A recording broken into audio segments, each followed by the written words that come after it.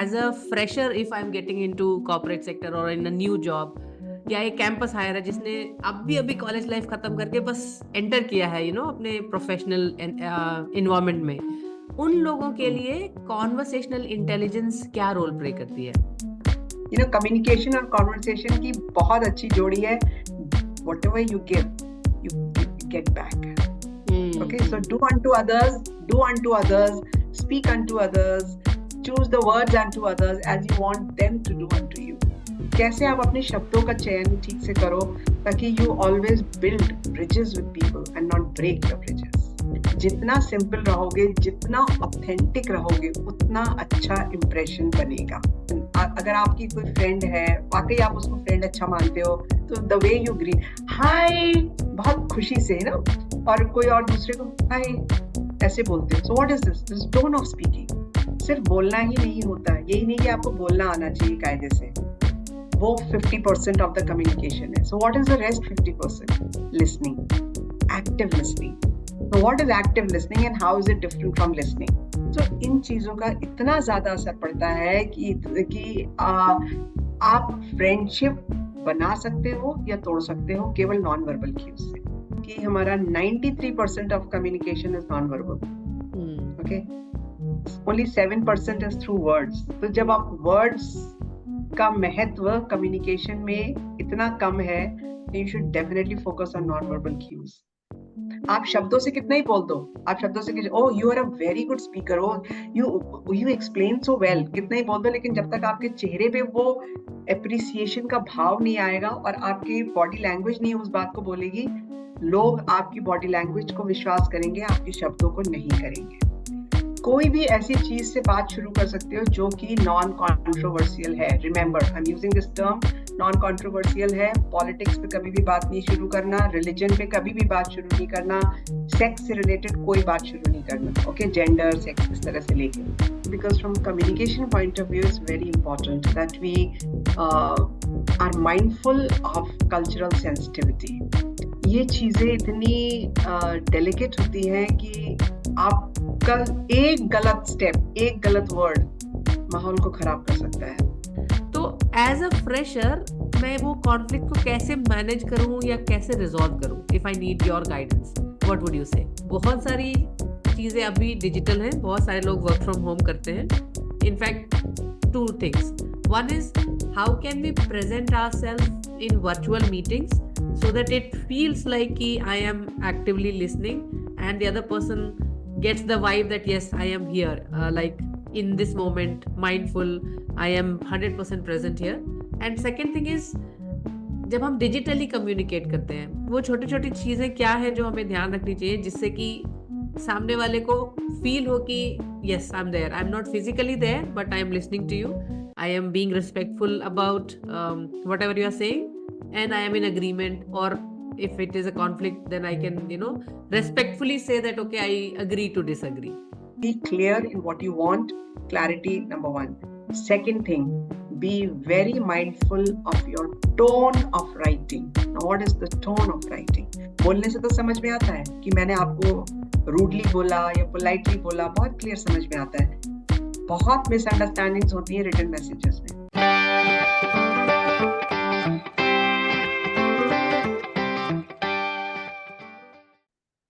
नमस्कार, स्वागत है आपका आज के एपिसोड में.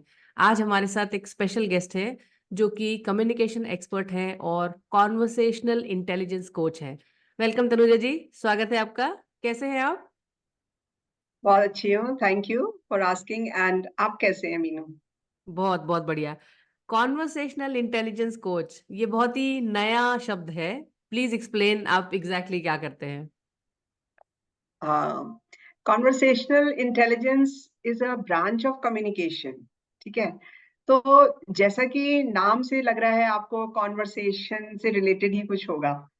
और होता क्या है कि अगर हम किसी से 2 मिनट भी बात करते हैं या उससे भी कम समय में मैंने देखा है बात करते हैं, तो हमको या तो बहुत अच्छा लगता है उससे बात करके, या फिर ऐसा लगता है कि दोबारा बात करने की इच्छा नहीं है, इससे नहीं मिलेंगे तो भी चलेगा. तो क्या है ऐसा, क्या बोल देता है कोई बंदा, या उसने ऐसी क्या चीज हमको बोल दी जो कि हमको अच्छी लगती है. actually the choice of words that we use in framing our sentences and in conveying a message to the other person. Okay, so हमारा जो conversations होते हैं वो कभी कभी बिल्कुल लाइफ चेंजिंग हो जाते हैं, और कुदरत ने हम लोगों को सबको इस तरह का कुछ बनाया है, हम लोग हालांकि उसको रियलाइज नहीं करते हैं, ऐसे बनाया है कि हम लोग एक दूसरे से कनेक्टेड रहें, हम एक दूसरे की ग्रोथ में मदद करें, हम एक दूसरे की के लिए हेल्पफुल रहें, और कैसे हम ज्यादा से ज्यादा बॉन्ड बनाएं, कैसे एक दूसरे को ट्रस्ट कर सकें, कैसे हमारी आपस की जो सौहार्द है वो बना रहे। ऐसे इंटेलिजेंस को कि through a language and conversation जो कि हमें आपस में जोड़े is called as conversational intelligence.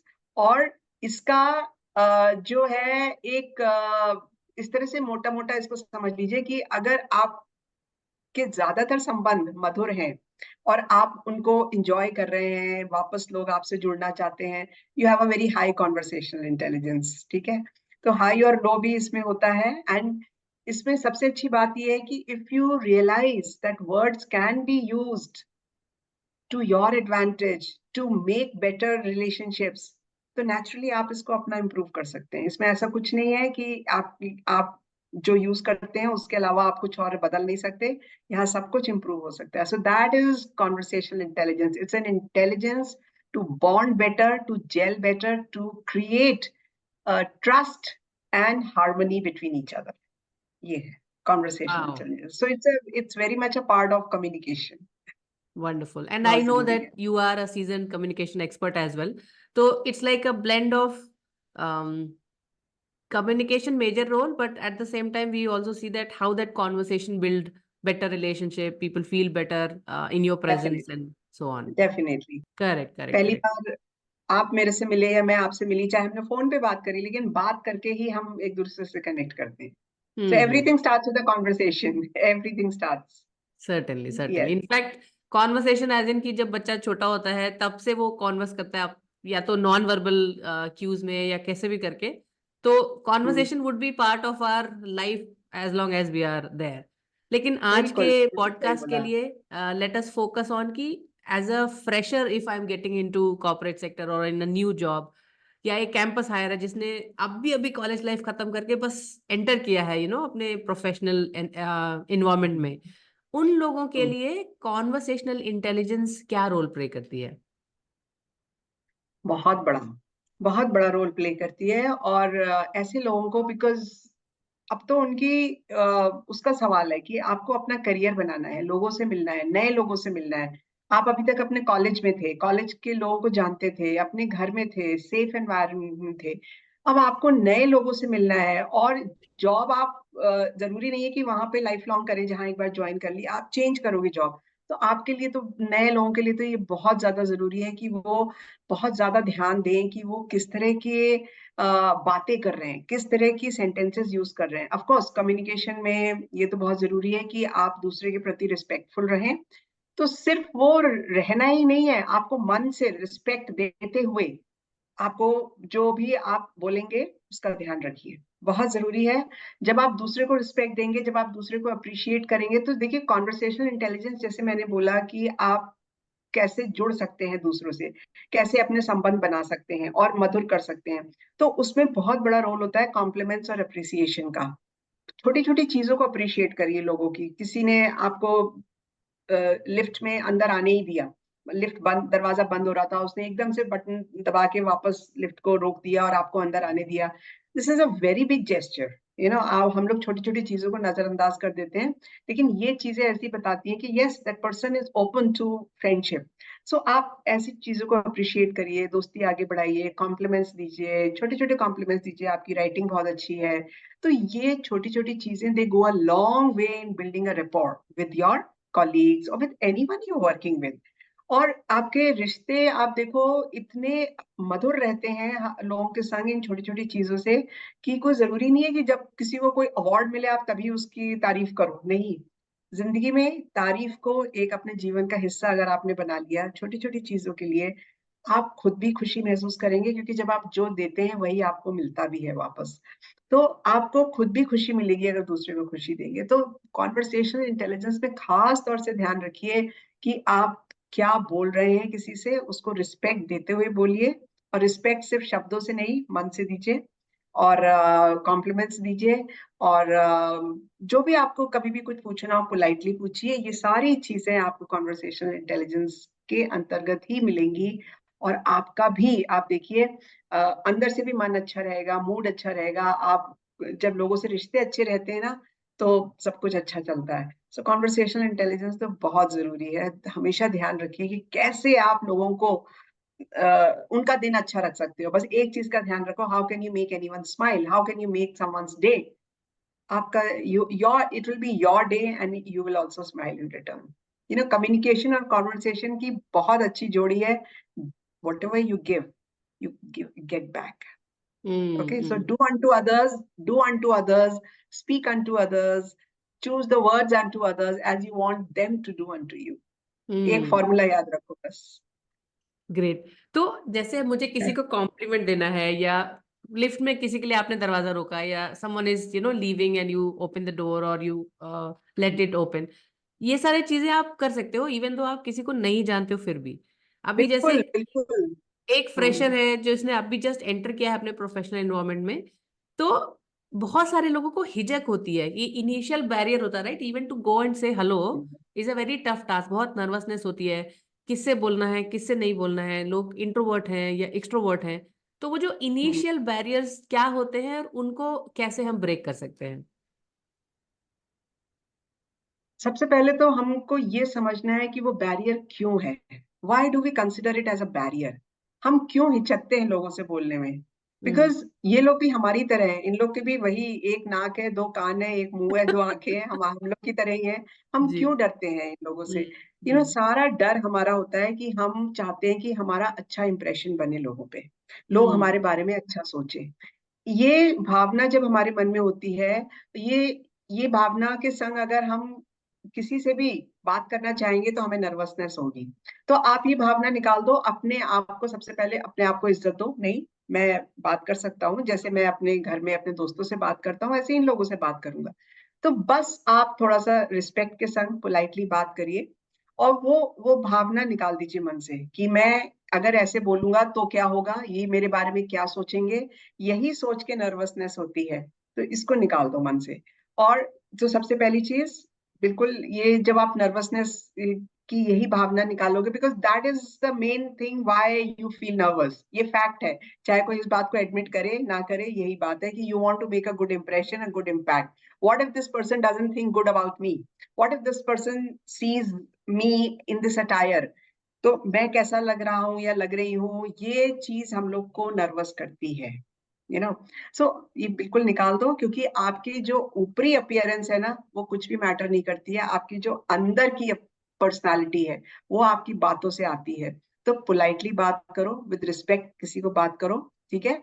और आपको जो पूछना है पूछो, सिंपल शब्दों में पूछ लो। कोई ज्यादा आपको बड़े बड़े शब्द यूज करने की जरूरत नहीं है, कोई इंप्रेशन जमाने की जरूरत नहीं है। जितना सिंपल रहोगे, जितना ऑथेंटिक रहोगे, उतना अच्छा इंप्रेशन बनेगा। ये ध्यान रखो। Be authentic, B genuine. बहुत आपको बड़े बड़े कोई वो नहीं बोलना है, इडियम्स बोल के बात नहीं करनी है, मुहावरे बोल के और ये जोड़ के, वैसे कुछ नहीं। जितना सिंपल रहोगे, उतना ही आपका इंप्रेशन अच्छा बनेगा, उतना ही लोग आपको पसंद करेंगे। तो आप अपने कपड़ों पे, अपने बालों पे ऑफकोर्स ध्यान देना चाहिए। ऐसा नहीं कि आप बिल्कुल ही कैसे भी कपड़े पहन के ऑफिस चले गए, no. Of course, pay attention, but don't be nervous because of your appearance. Because what you have inside matters more than what you have outside. और आपकी जब हायरिंग हुई है, आपको जब जॉब पे लिया गया है, तो इसका मतलब आपके अंदर स्किल्स हैं, आपके अंदर कुछ एक्सपर्टीज है, कुछ उसको देख के ही तो लिया गया है आपको। तो उसी को निखारो, उसी को यूज करो। So be confident in whatever you know and try to improve on it.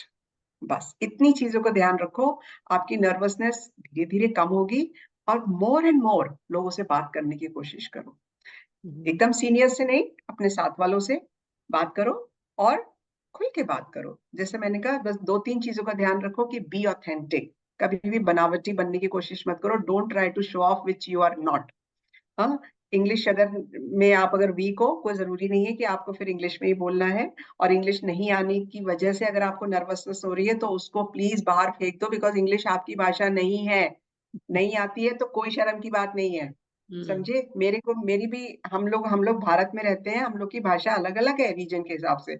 हमें अपनी भाषा पे गर्व होना चाहिए. Please don't feel any kind of nervousness because of the language. Never. आपको अपनी अपनी भाषा पे गर्व हो, अपनी भाषा में बात करो, और सीखना है सीख लो. It's a very good thing to learn. Okay, be polite and respectful to the other person, and use your skill on the basis of which you have been chosen for the job. कुछ तो होगा आप में, नहीं तो कोई ऐसे नहीं उठा के ले आता आपको जॉब के अंदर. तो आपके अंदर कुछ है. Value your self. Okay, respect your self. दूसरे को रिस्पेक्ट नहीं देनी, अपने आप को भी रिस्पेक्ट दो, वैल्यू करो. And you will see that your hesitation, your nervousness will go out of the window like this. Okay, believe in yourself. मैं यही बोलूंगी. Believe मुझे in तो एकदम yourself. जोश आ गया कि बस अभी जाऊं मैं किसी ऑर्गेनाइजेशन में, I try to implement all those things. That's बिल्कुल वंडरफुल टू करो. नो. आई रियली लाइक जब आपने बोला कि आपको तो किसी बेसिस पे लिया हो गया होगा, तो जब भी वो नर्वसनेस फील हो तो आप ये सोचो कि आपने ऑलरेडी प्रूव किया हुआ Yes. है कि you have that intelligence and that's why you you are there. Have some value. You have some value. आपको हम सड़क से ऐसे उठा के नहीं ले आए हैं दया दिखाने के लिए. आपके अंदर कुछ है. आपने पढ़ाई करी है. पढ़ाई करके आपने कुछ जो भी अपने अंदर ज्ञान लिया है, उसकी क्या वैल्यू है फिर, अगर आप नर्वसनेस दिखा के सब पानी में फेंक दोगे क्या? ऐसे नहीं. You right. Are a gem. Believe in your self. Each one of us is a gem. ठीक है. I totally agree. तो जैसे आपने बोला कि वो नर्वसनेस को साइड में रख के बी ऑथेंटिक, आई अंडरस्टैंड, ये बहुत ही रैशनल चीज है और अगर हम इसे समझ सके तो अच्छा है. बट स्टिल ये बात जानने के बावजूद भी लोगों को हिचक होती है कि कॉन्वर्सेशन इवन शुरू कैसे करें. और कॉन्वर्सेशन शुरू नहीं होगी तो रैपो नहीं बनेगा. तो आप 2 या 3 टेक्निक शेयर कर सकते हैं टू बिल्ड रैपो. क्या किया जा सकता है फ्रॉम फ्रेशर्स एंड?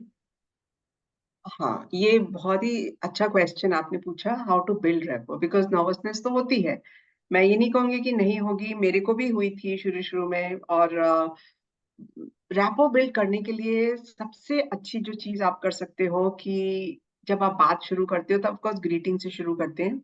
और हम लोग के भारत में, हमारे कंट्री में यूजुअली नमस्ते की जो ग्रीटिंग का वो सिंबल है, आप उससे शुरू करो. लेकिन अगर आप हैंडशेक कर रहे हो तो आपका हैंडशेक फर्म होना चाहिए. कभी भी हाथ अपना ढीला नहीं छोड़ो. ये सबसे पहला क्यू है कि आपका क्या इंटरनल मामला चल रहा है. हैंडशेक करके, ये नॉन वर्बल क्यूज हैं सारे. लोग पहचानते हैं इस बात को. तो जब आप हैंडशेक करते हो, your handshake should be firm. Show that yes you value yourself and you value the other person also. ठीक है.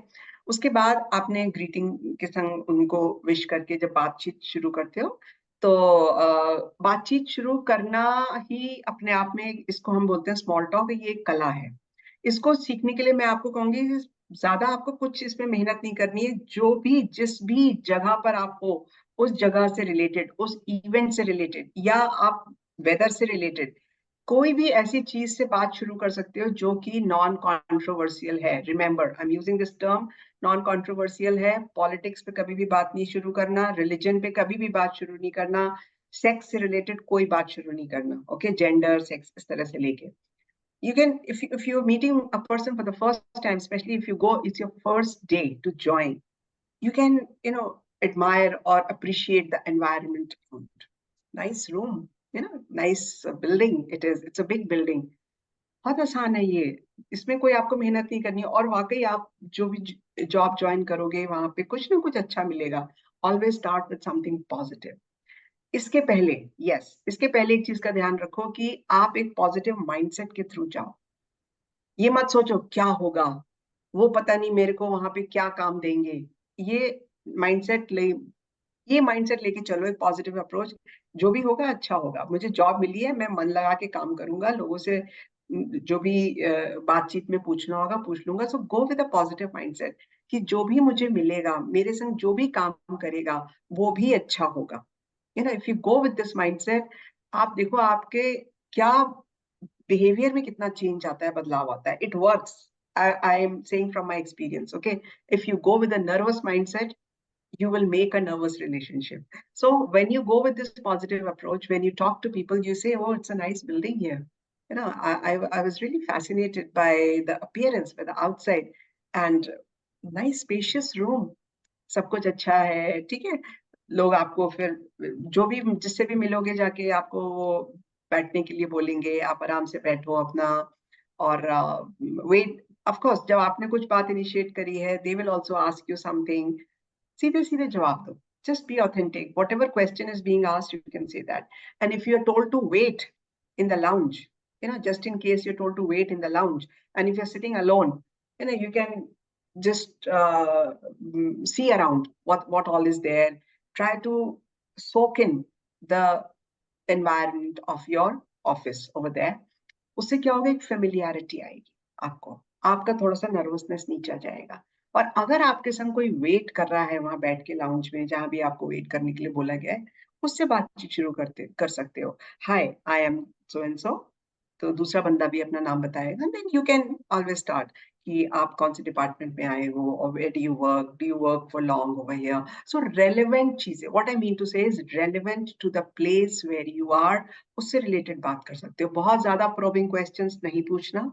बहुत से लोगों को अच्छा नहीं लगता है कि क्यों क्या बहुत नहीं पूछना, बस जनरल चीजें.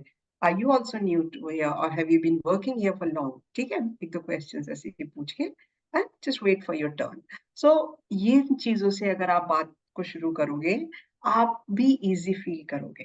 ओके, नेवर थिंक कि अगला बंदा आपको वहां पे नीचा गिराने के लिए बैठा हुआ है. Never go with this mindset, because everybody, as I said, conversational intelligence is the basis of our mindset. We have to use it. हम ही लोग use नहीं करते हैं उसको. It is always there to help us to bond, to unite, to connect. Okay, so use that. Simple words का use करो. Be authentic. और कुछ अगर मौसम के बारे में आपको बात करनी है, ज्यादा गर्मी है, ठंड है, बारिश ज्यादा हो रही है, आप कर सकते हो, उससे बातचीत शुरू करो. ओके, फिर अगर डिपार्टमेंट से रिलेटेड कोई बात पूछनी हो, वो पूछ लिया आपने, और इस तरह से एक दो क्वेश्चंस पूछ के बात शुरू करो. और आप देखोगे कि आपकी नर्वसनेस धीरे धीरे कम होते होते गायब भी हो जाएगी. Okay, and this is how you can make yourself more and more adaptable to the place where you have to work, and also you will make yourself a pleasant companion among the peers that you're working with you. Okay, so बहुत simple है. किसी के घर आप जाते हो नए नए, तो क्या नर्वस फील करते हो? Why are you feeling nervous in a new office? अगर मैं आपको अपने घर बुलाऊंगी तो आपको नर्वसनेस लगेगी नहीं ना. बात सिंपल, जैसे आप शुरू करते हो वैसे ही करो. Be authentic. कम्युनिकेशन का पहला चैप्टर है बी ऑथेंटिक. कुछ बनने की कोशिश मत करो जो आप नहीं हो. You will fail, your communication will fail. Okay, that's all. तो डेफिनेटली अगर आप इन्वायरमेंट पे ध्यान दे रहे हो, आसपास के लोगों पे भी नोटिस कर रहे हो, तो जो आपका जो ध्यान है वो ऑब्वियसली नर्वसनेस से हट करके बाकी चीजों पे चले जाएगा. So that's a great technique. And initially as you said, आप जनरल बातों पे ध्यान दीजिए, लाइक मौसम कैसा है, and how is the other person doing, whether they are in the same department और नॉट. इन सब से हमने, चलिए, वो शुरू की जो बैरियर होती है कि हम किसी से कैसे स्टार्ट करें conversation, that has gone down. अभी लेट से कुछ दिन हो गए and now I am settled and I know people, but मुझे ऐसा लगता है कि I need to make more friends, या तो फिर अब मुझे अपना नेटवर्क थोड़ा सा बढ़ाना चाहिए. Right, so how do you suggest now, because I am very new, मुझे नहीं पता कि बाकी लोग कैसे रिएक्ट करेंगे. मुझे सबका नाम पता है, कौन क्या कर रहा है वो पता है, लेकिन वो नेटवर्किंग के स्टेज तक जाने के लिए अभी मुझे और क्या करना चाहिए? 3 चीजें बहुत जरूरी, ठीक है. सबसे पहली चीज देखिए, कम्युनिकेशन में सिर्फ बोलना ही नहीं होता. यही नहीं कि आपको बोलना आना चाहिए कायदे से, वो 50% ऑफ द कम्युनिकेशन है. सो what is the rest 50%? Listening. Okay, the rest 50% of communication and effective communication is listening. And ऐसे ही नहीं कि सुन ली बातें आपने, जैसे मैं कुछ बोल रही हूँ, आप सुन रही हैं, आपने बोला, मैंने. Active listening. Now, what is active listening and how is it different from listening? Okay, आप जहां भी बैठे हो वहां आपको 10 तरह की आवाजें आएंगी. 10 तरह की मीन्स की कोई और भी कुछ बोल रहा है, कहीं अगर पास में कैंटीन है तो वहां पर भी कुछ लोग बात कर रहे हैं, कहीं म्यूजिक चल रहा है. कुछ ना कुछ और आवाजें आपको आती हैं, that is just listening you, अब सॉरी, वो आप सिर्फ सुन रहे हो। लेकिन अगर आपने जिससे आप बात कर रहे हो, जिस भी बंदे से जो आपके सामने बैठा हुआ है, उसकी ही तरफ अगर आपने टोटल ध्यान दिया, टोटल फोकस रखा, दैट इज एक्टिव लिसनिंग। ना, इसमें टोटल फोकस से मेरा क्या मतलब है? टोटल फोकस से मतलब है कि वो बंदा जो शब्दों को बोल रहा है, not just those words, but also how is he saying it, उसकी बॉडी लैंग्वेज क्या है। When that person is speaking to you, what emotion is he showing? What facial expression is that person showing? That tells much more about the person than you can even learn from what the person says. उसके word से ज्यादा आप उसकी body language से उसको समझ सकते हो। That is active listening. So कभी कभी ऐसा होता है कि मैं आपसे बात कर रही हूँ, ओके, और आप अपना कुछ काम भी कर रहे हो, हाँ, कुछ आपको, तभी अचानक आपको कोई मेल आया तो आप मेल भी देखने लगे, और आप, मैं जो पूछ रही हूँ उसका जवाब भी देते जा रहे हो, तो आपने जवाब तो दिया लेकिन फिर मेल की तरफ वापस मुड़ गए, कुछ देखने लगे। So what does this show? It doesn't show that you are ignoring me, it shows that आपको कुछ ऐसी जरूरी चीज आई है जो आपके लिए इस वक्त प्रायोरिटी बन गई है, more than talking to me. So it should be a sign for me to stop the conversation. This is active listening. आप सुनो तो उसकी उसकी जो नॉन वर्बल भाषा है उसको भी सुनो, शब्दों को ही नहीं, उसकी नॉन वर्बल भाषा को भी सुनो।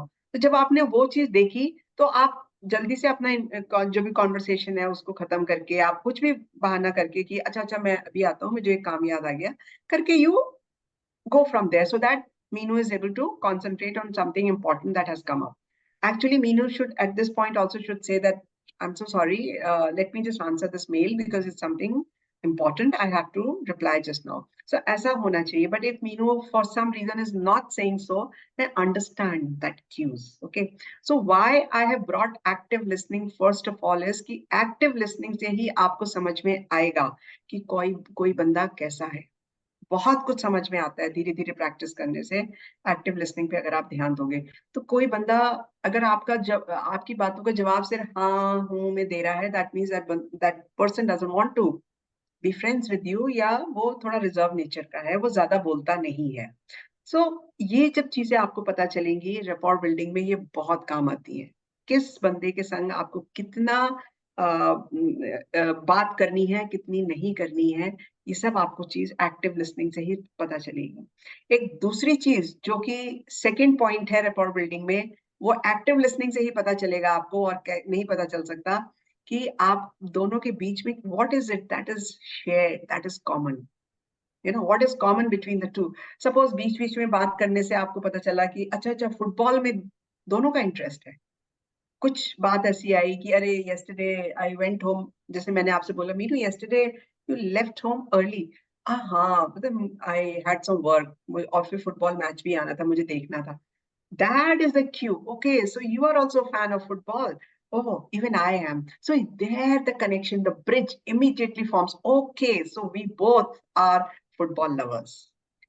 आपका जो ये common ground है, that works as a very strong method to build rapport. Okay, so first is active listening.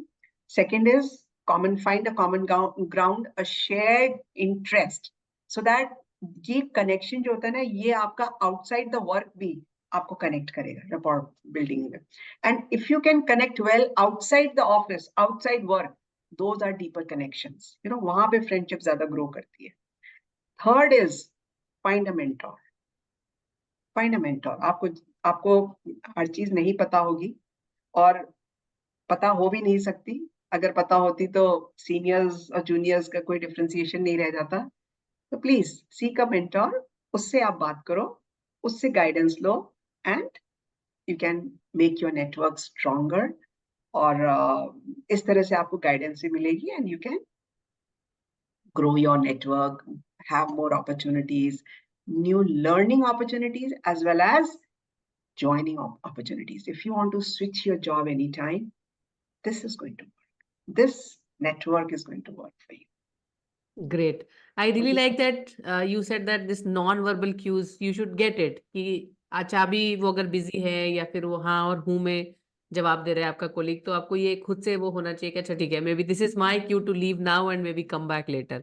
और शायद शुरू में आप इसलिए वहां रह रहे हो उस जगह पे हाँ हूं के बावजूद because the other person is senior to you, और आपको लगता है कि अभी रूड लगेगा अगर मैं अभी चले जाऊं या मैं बोलूं कि नहीं मैं बाद में आता हूँ, because sometimes all you need is just one yes or no from your senior or your colleague who is senior to you, just to proceed your work and you end up standing there.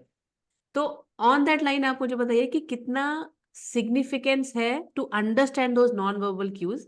एक तो आपने बताया कि हाँ हूँ कर रहे हैं या वो किसी और काम में बिजी है, what are other common cues which we can relate to और अंडरस्टैंड कि अच्छा ठीक है अभी ये मेरा क्यू है, अब इसके बाद either I should leave the place और maybe this is my cue to go and connect with the other person. Non verbal cues की इम्पोर्टेंस मैं आपको सिर्फ एक स्टेटिस्टिक्स के जरिए बताती हूँ कि हमारा 93% of communication is non verbal, okay, only 7% is through words. तो जब आप वर्ड्स का महत्व कम्युनिकेशन में इतना कम है, you should definitely focus on non verbal cues. Non verbal cues में क्या क्या आता है? आपका फेशियल एक्सप्रेशन आता है, you know, when the person is talking to you, is the person smiling, feeling happy, talking to you, is showing interest show करने का एक ही तरीका है कि nodding your head, आपसे सहमति जताना, या आपने अगर कुछ ऐसा बोला जो कि एडवर्स था, कोई चीज नहीं थी, अच्छी नहीं थी, मतलब कोई इंसिडेंट आप नरेट कर रहे हो, दैट वाज नॉट गुड, उसमें कोई चीज ऐसी थी जो अनफॉर्चुनेट थी, so the other person also matches the emotions of yours. आपने बोला अरे मैं कल वहां गया, पता बारिश में बिल्कुल भीग गया, ओह इतनी तेज बारिश थी, so this is the response of the other person only by listening to what the person in front of you is saying. You are matching your emotion with the emotion of the speaker. The speaker और listener का जो ये non verbal cues उठाने का जो तरीका है ना, उसके ही बातों से आप उठाओगे। So, जब ऐसा होता है तो ये सुनने के तरीके में आपके नॉड से, आपके फेशियल एक्सप्रेशन से, आपके बैठने के तरीके से, ये सारी चीजों से पता चलता है कि is this person, is the listener interested और no, is the listener giving me value और नो, बहुत इंपॉर्टेंट है। मैं मान लीजिए मीनू आपको कोई चीज बता रही हूँ और आप बस देख रहे हो, सुन रहे हो, ओके, ज्यादा आपके फेस पे चेंजेस नहीं आ रहे हैं, I will not feel interested in telling you anything more. है ना? It happens. Why? Because I know Meenu is not giving me any importance. उसके मन में, और या हो सकता है उसके मन में कुछ और चल रहा। Please remember that non-verbal cues are the only cues that can make the other person feel valued, important. आप शब्दों से कितना ही बोल दो, आप शब्दों से oh you are a very good speaker, oh you explain so well, कितना ही बोल दो, लेकिन जब तक आपके चेहरे पे वो एप्रिसिएशन का भाव नहीं आएगा और आपकी बॉडी लैंग्वेज नहीं उस बात को बोलेगी, लोग आपकी बॉडी लैंग्वेज को विश्वास करेंगे, आपके शब्दों को नहीं करेंगे। ये फैक्ट है। सो नॉन वर्बल क्यूज की इतनी ज्यादा इंपॉर्टेंस है, उसमें आता है आपका tone, the way you speak, आपके फेशियल एक्सप्रेशंस, आप किस ढंग से सुनते हो बात को, आप किस ढंग से बैठे हो, खड़े हो। If both of us are sitting the way you are sitting, if I also sit like this is known as mirroring. So when you mirror the other person, that means you are interested. आप जो भी बंदा बोल रहा है उसकी बातों में आप इंटरेस्ट ले रहे हो, और अगर आप उसकी बातों में इंटरेस्ट लेते हो, that means you showing respect and you showing value to that person. Yes, I am listening to everything what you say and I am giving value to you. So इन चीजों का इतना ज्यादा असर पड़ता है कि आप फ्रेंडशिप बना सकते हो या तोड़ सकते हो केवल नॉन वर्बल क्यूज से। आप मैसेजेस में कितने ही लिख दो, no no no no, I will come and meet you definitely, और आप जाओ 2 मिनट को मिलके और ऊपरी ऊपरी तौर से हाँ हूँ करके आ जाते हो, तो that is not meeting. Okay, the way you meet a person, अगर आपकी कोई फ्रेंड है, वाकई आप उसको फ्रेंड अच्छा मानते हो, तो द वे यू ग्रीट, हाय, बहुत खुशी से ना, और कोई और दूसरे को हाय ऐसे बोलते हो, so what is this tone of speaking, it relates to your relationship. बहुत इंपॉर्टेंट है non verbal cues, non verbal language को मास्टर करो। नॉन वर्बल लैंग्वेज अपनी ही नहीं, दूसरे की भी पढ़ना सीखो। ताकि आपको पता चले कि कौन मेरा वाकई में दोस्त है या कौन मेरा दोस्त नहीं है, ज्यादा मेरे को इंटरेस्ट नहीं दिखा रहा है. Please understand the non-verbal language of the other person also to choose your friends. Okay, choose wisely. जो आपने कहा वो मैंने बहुत एक्सपीरियंस किया है, बिकॉज मैंने एनएलपी प्रैक्टिशनर भी किया हुआ है, एंड वहां पे भी हमें मिररिंग सिखाते हैं, बिल्डिंग अ रैपो सिखाते हैं, and it is pretty much common principles what you were sharing. और बहुत सारे लोग ये क्यों समझते हैं and they take the hint and they do it, but obviously बहुत सारे लोग मिस कर जाते हैं वो छोटी छोटी चीजें. एंड एज यू सेड कि अगर कोई आपकी तारीफ कर रहा है लेकिन अगर मन में अच्छा नहीं बोल रहा है, तो वो तारीफ सच्ची नहीं लगेगी. सो दैट्स ऑल नहीं बिकॉज ऑफ लगती है. The non verbal cue, as you said. बिल्कुल बिल्कुल. और ये हम लोग के अंदर इनहेरेंट होते हैं.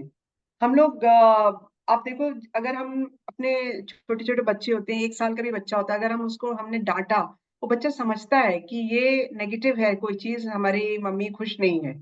सो these are inherent, but we should know how to use them, harness them to our advantage. हमको ये सीखना पड़ेगा, सीखना राइट. पड़ेगा. बहुत सी चीजें हम लोग समझते तो हैं, लेकिन हमको एक, जैसे कहते हैं कि चैनलाइज करना नहीं आता है उन चीजों को. वो चीजें आपको कम्युनिकेशन स्किल्स में और इन सब में बताई जाती है. कॉन्वर्सेशनल इंटेलिजेंस, कैसे आप अपने शब्दों का चयन ठीक से करो, ताकि you always build bridges with people and not break your bridges. ये चीज दैट्स वंडरफुल. या तो एक चीज और मैंने देखी है कि जब हम कॉर्पोरेट में काम करते हैं specially, it's a very diverse environment. मतलब लोग, आपके जो क्लाइंट होंगे वो शायद सिर्फ एक ज्योग्राफी से नहीं होंगे. You will be working with people from multiple geography. And initially अगर आप एक इंडियन है और आप एक इंडियन कंपनी में काम कर रहे हैं, या ऐसी जगह जहाँ पे सब लोग लोकल एरिया से और विद इन द कंट्री है, इट्स अ डिफरेंट इन्वायरमेंट. आपको पता है कि लोग कैसे हैं. लेकिन अगर आप मल्टी ज्योग्राफी या MNC में काम करते हैं, फिर आपको कल्चरल सेंसिटिविटी का भी ध्यान रखना होता है, because people come from multiple cultural background. There is a lot of diversity, और कभी कभी हमारी जो कंडीशनिंग है उसकी हिसाब से हम उसमें जेल नहीं कर पाते हैं. तो उस पर थोड़ा सा शेयर कीजिए, what is your take on this, and how can we be more careful not to hurt somebody, at the same time we gel in and fit in. It's a great question. And why I say great, because from a communication point of view, it's very important that we are mindful of cultural sensitivity. ये चीजें इतनी delicate होती हैं कि आपका एक गलत step, एक गलत वर्ड माहौल को खराब कर सकता है.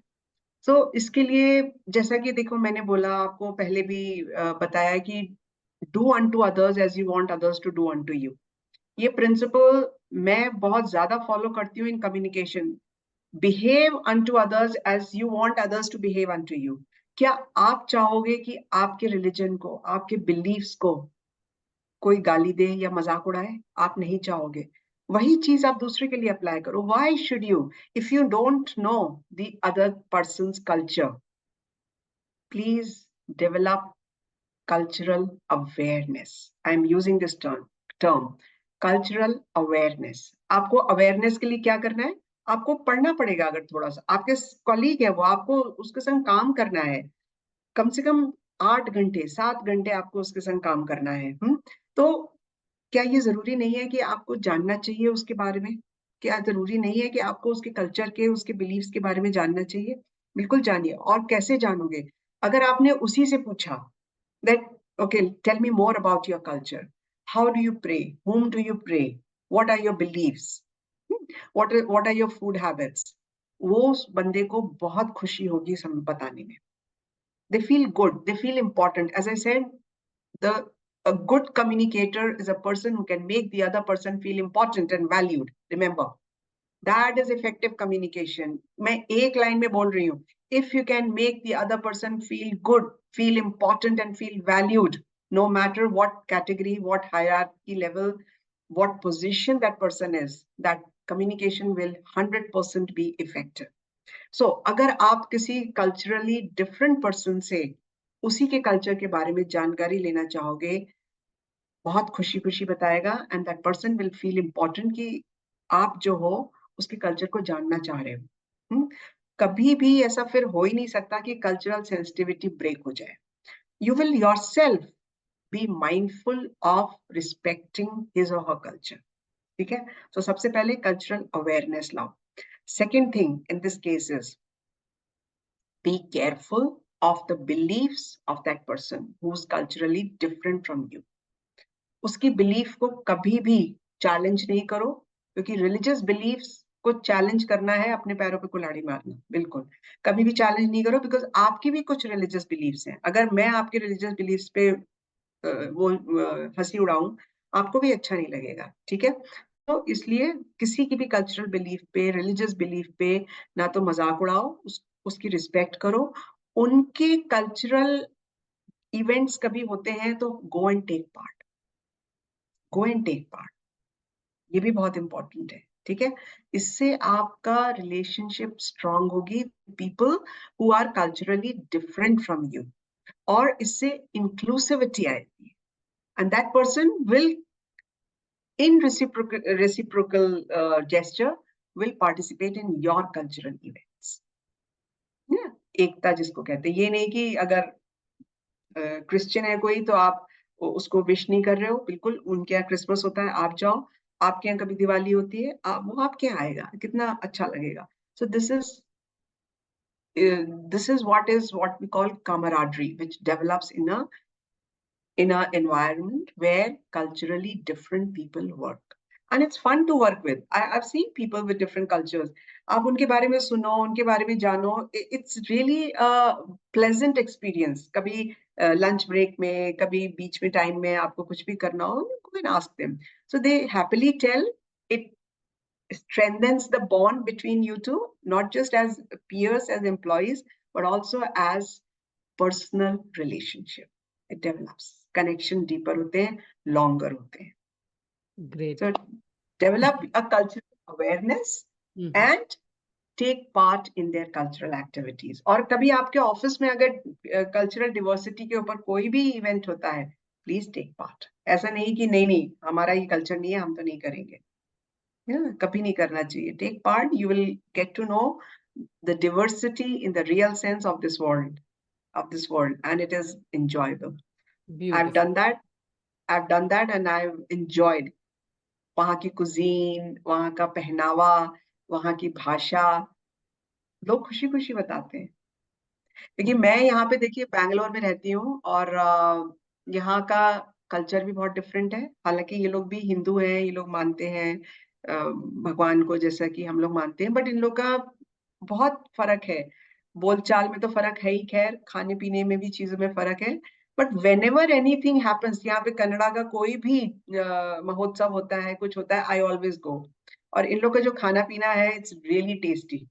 बहुत अच्छा लगता है. तो I even take part in the wedding functions, और भी functions होते हैं. So it's a unique experience, I would say, and I love it. So always this will give rise to inclusivity and cultural sensitivity. Never make fun of any culture. Each culture is good. वो अपनी तरह से develop हुआ है, अपने time के हिसाब से, अपने वक्त के हिसाब से, अपनी जरूरत के हिसाब से डेवलप हुआ है. कोई भी कल्चर खराब नहीं है. Respect every culture. Wonderful, very well said. And I totally agree, because until you want to be part of that, और वो ऊपर से दिखाने से नहीं होगा. You have to feel that, okay, I want to learn about the other person, about their culture, about their festivals and everything, and that makes a lot of difference. So moving on, अभी जैसे चलिए हमने as a fresher आपने बताया कि आप कैसे introduce कर सकते हो अपने आप को, कैसे कॉमन ग्राउंड देखो. आप एक बार अंदर हो, फिर आप कैसे रेपो बिल्डिंग करोगे, कैसे नेटवर्किंग करोगे. Even we spoke about the cultural diversity. अब हम अच्छे से काम कर रहे हैं, I am settled, I have great network, and one day कुछ तो एस्केलेशन होता है, and there is a conflict. Like I say my point of view and the other person says something else, but as you know, the conflict arises. So I am not able to settle myself or be my natural self because of that conflict. तो as a fresher, मैं वो conflict को कैसे manage करूं या कैसे resolve करूं? If I need your guidance, what would you say? Conflicts are part of life. और होने ही हैं, होंगे, because clash of interest होता है. So इसके लिए, before I tell you the solution to it, I want to build the context. Okay. Now, what is the context of communication? Communication, अगर आप सोचते हो कि सिर्फ verbal और non-verbal है, तो I'm sorry to say, I don't agree with you.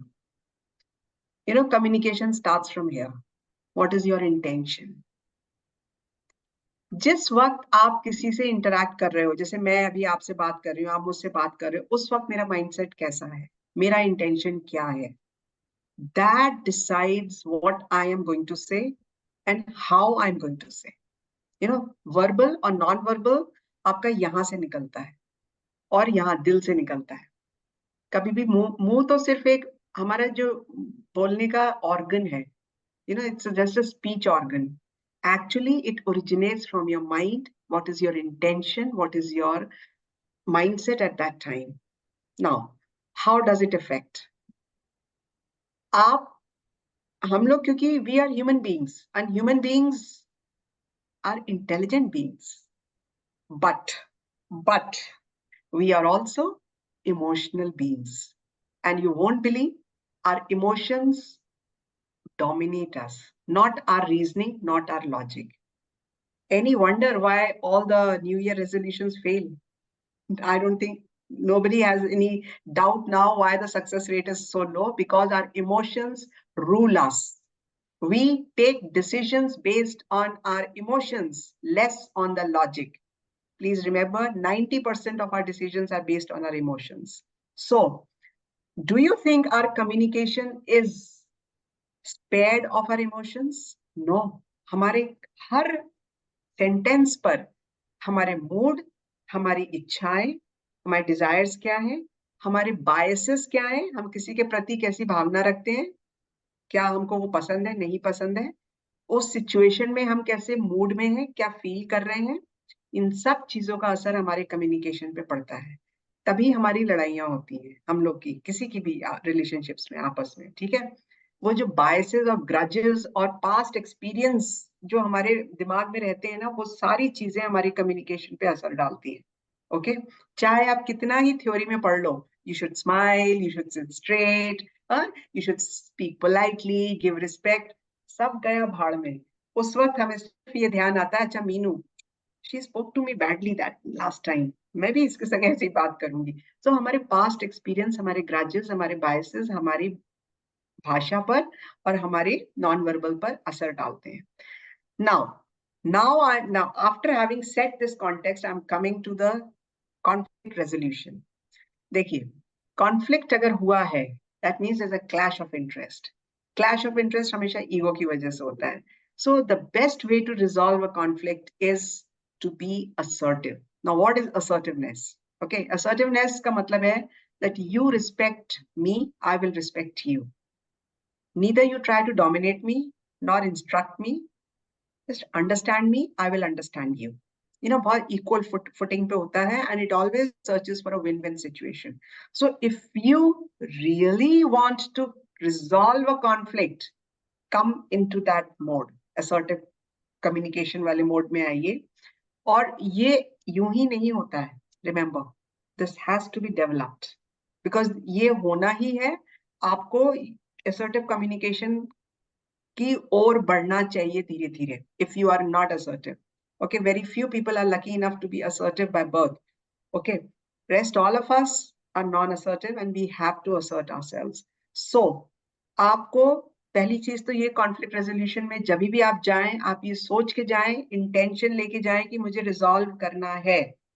तो जब आप ये इंटेंशन लेके जाओगे, रेजोल्यूशन होगा ही होगा.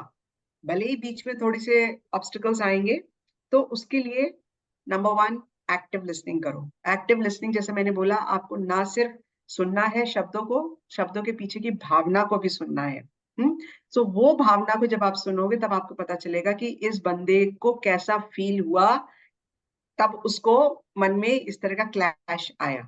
So when you try to understand that, and remember, you've gone with the intent of resolving, then I'm talking of all this. Otherwise, कोई conflict resolve नहीं हो सकता.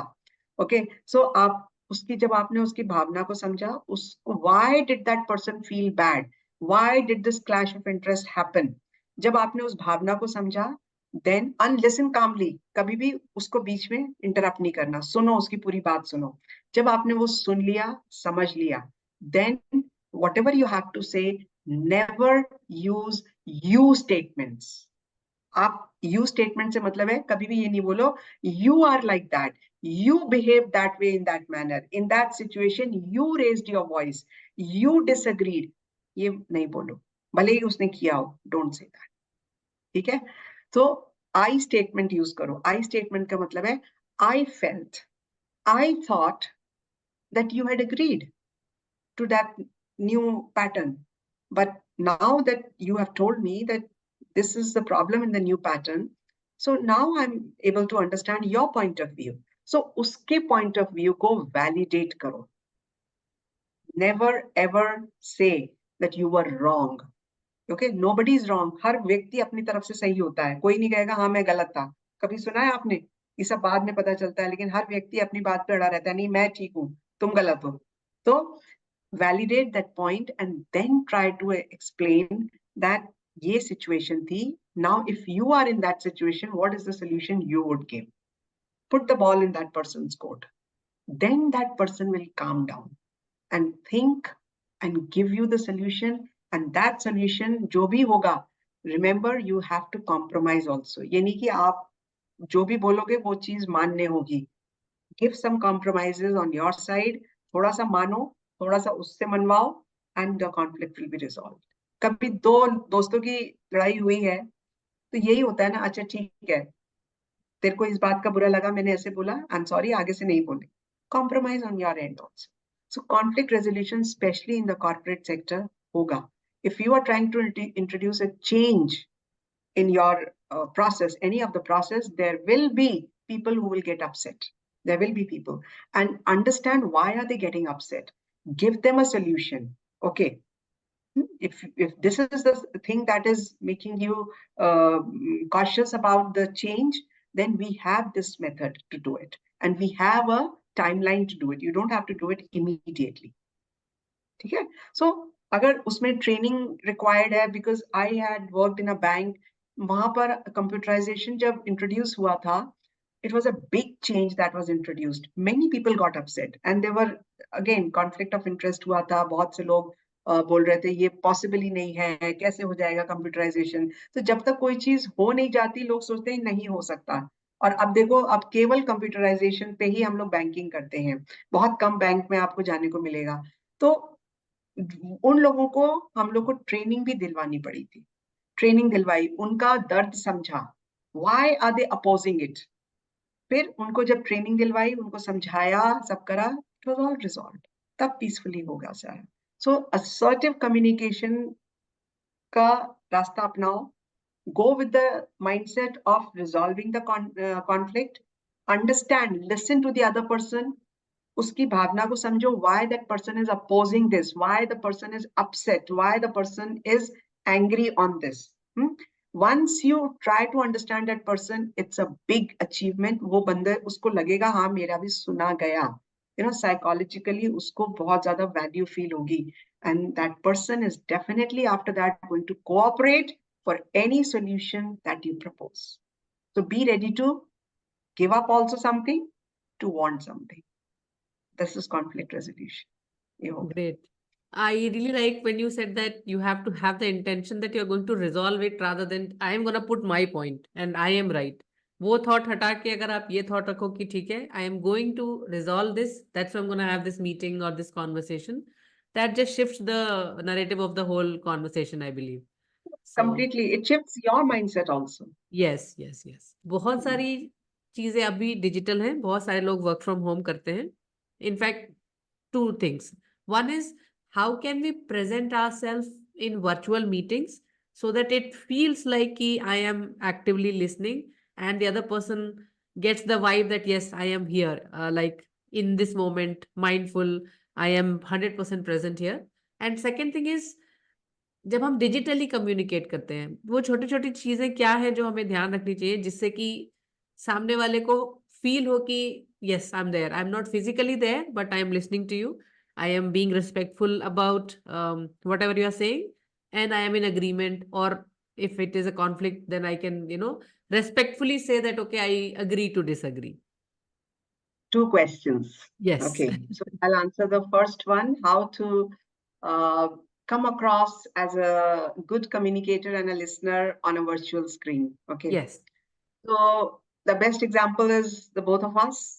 Okay, both of us, the way we are right now, that respond. When one person is speaking, the other person should respond.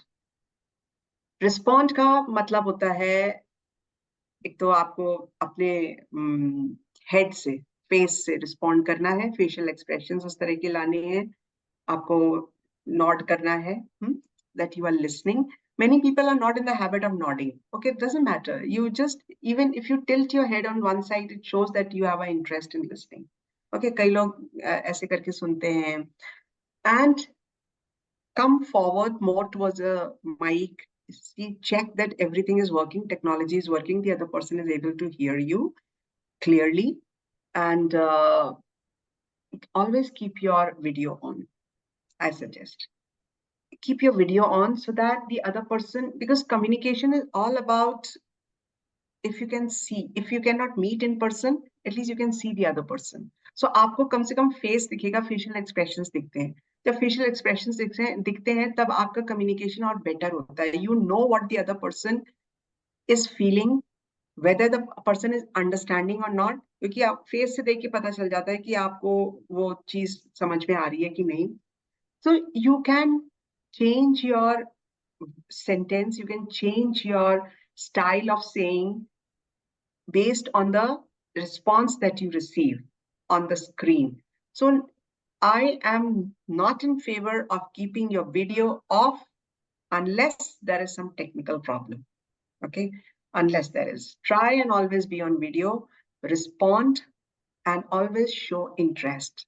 Show interest कैसे आप show करोगे कि आप questions पूछो. अगर नहीं समझ में आया है तो give your comment on this. Okay, so this is the best way of using digital or virtual screen to communicate. If there is anything visual to be shown, please prepare it. बीच में ऐसा नहीं है कि बहुत लंबा आप gap देके तब विजुअल को लोड कर रहे हो, वो कर रहे हो. Keep everything ready. बहुत वो नहीं होना चाहिए. And that visual, whatever you're using, should be clear enough. Now, to come to your second part, ki digital communication mein, what are the precautions we should take? So, number one, and this is all based on my experience, okay? Number one is clarity. आपका clarity होना चाहिए, because वहां पे आप बोल नहीं रहे हो.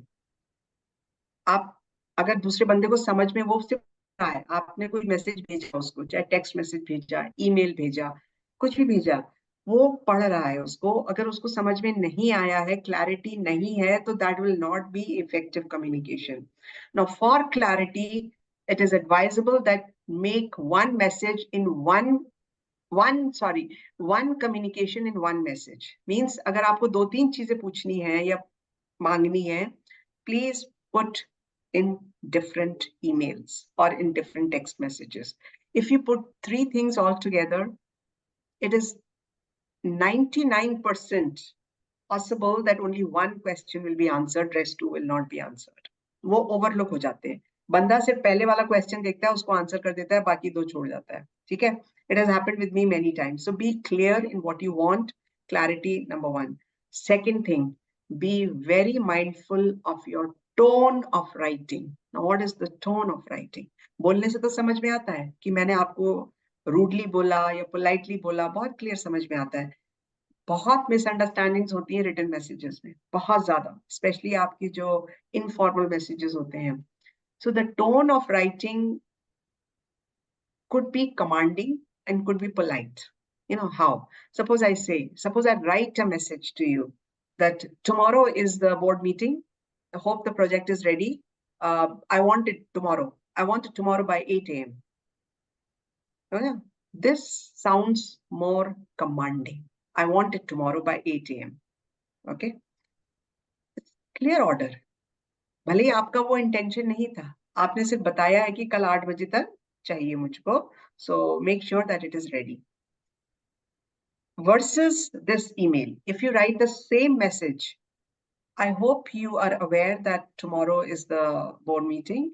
and I would appreciate if you can give the project on time by 8 o'clock. If there's anything needed, I can be of help. Do let me know. See the language. It's not just I'm saying, you're reading this. See the language, the tone. This is what I mean by tone. Okay, the tone of your words, of your sentences is also palpable. We can understand them. So please mind your tone in writing. Use the words please. Don't use the word make sure, ensure. This is a command. भले ही आप अपने junior को लिख रहे हो, please don't command. Please be polite. Okay. Third thing in this digital communication is भेजने से पहले एक बार पढ़ लो क्या लिखा है. Yeah. अब तो व्हाट्सएप में भी एडिट का फीचर आ गया है. ओके, कई बार हम लोग ना बहुत जल्दी में होते हैं, बस टाइप कर देते हैं, मिस टाइपिंग हो जाती है, मैसेज का मीनिंग कभी कभी बदल जाता है. कभी कभी होता है, मेरे संग हुआ है, नाम कुछ लिखना था, वो जल्दी जल्दी में पता नहीं क्या लिख गए, and that person and that the meaning has changed. Once I had to write P से नाम था, प्रतिम घोष करके कुछ नाम था. ओके, एंड जल्दी जल्दी में टाइप करा, so it got type, it auto corrected itself as peanuts. Okay, imagine peanuts अगर आप किसी को बोल रहे हो, it's a direct slang and it's a objectionable language. I felt, और वो भेज दिया, सेंड कर दिया मैंने. I felt so bad after that. I had to apologize. I had to send an apology message that this was autocorrect. This was not written by me. So avoid such things. एक बार check कर लो what you are writing, and before sending, if you check and then send, इसके दो आपको फायदे होंगे इसके. Number one, एक तो आपकी अगर कोई grammatical error है, कोई जो भी grammatical error है वो ठीक आप कर सकते हो, and it has a very big effect on the receiver. अगर आप ग्रामर आपकी गलत लिखिए, चाहे कोई भाषा हो, मैं ये नहीं कह रही इंग्लिश में हो, हिंदी में भी अगर आपकी ग्रामर गलत है, it creates a very bad impression on the receiver. Second thing, अगर आपके कोई फैक्चुअल एरर है, कोई फैक्ट अगर आप वहां लिख रहे हो, कोई डेट आपने डाली है और वो गलत लिख गई है, वो आप ठीक कर सकते हो, तो आपके फैक्ट्स ठीक हो जाएंगे. एंड नंबर 3, जो कि एक साइकोलॉजिकल मैसेज जो आप भेजोगे, if you send everything right, correct कर दिया, कहीं कोई गलती नहीं थी, द रिसीवर फील्स गुड कि ये क्या मैसेज जाता है कि आप कितने मेथोडिकल हो, that you take care to send the right message.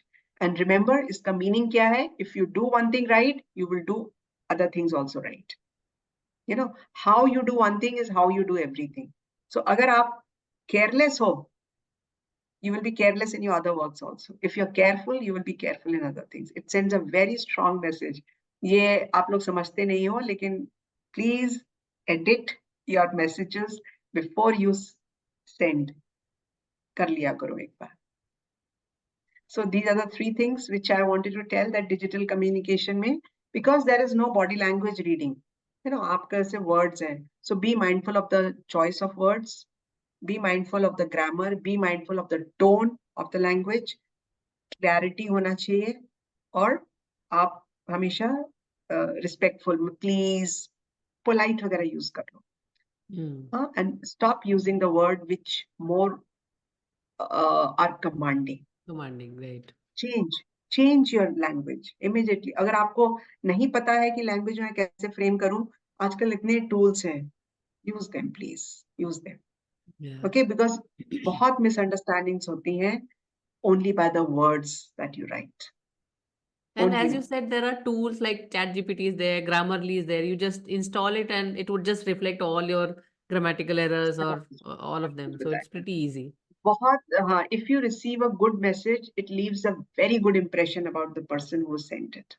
I also want to just add in here, like अगर आप बहुत starting level पे हो और आपको किसी senior को आप कुछ लिख रहे हो and you need something, and we just write that, okay, it would be great if you can give it or things like that. And we send out the message by keeping all those things in mind, and they did not respond until the time when we thought that they will. Then it again creates like, how do I follow up? क्या उनको बुरा लगेगा अगर मैं पूछूं? उनको नहीं लगेगा कि मैं बहुत बिजी हूँ, वो बहुत बिजी है तो मैंने उनको फॉलो अप किया, and things like that. So it's always great you say that I would appreciate it if you revert by this. If you can give a certain date, the other person also knows कि अच्छा ठीक है मुझे इस date तक इसको respond करना है, right? नहीं तो वो ऐसा होता है कि हाँ ठीक है मैंने मेल देखा हम रिप्लाई कर देंगे तो वो छूट जाता है एग्जैक्टली। छूट जाता है। एंड ऐसे में अगर आपको रिमाइंडर भेजना है तो यूज द लैंग्वेज।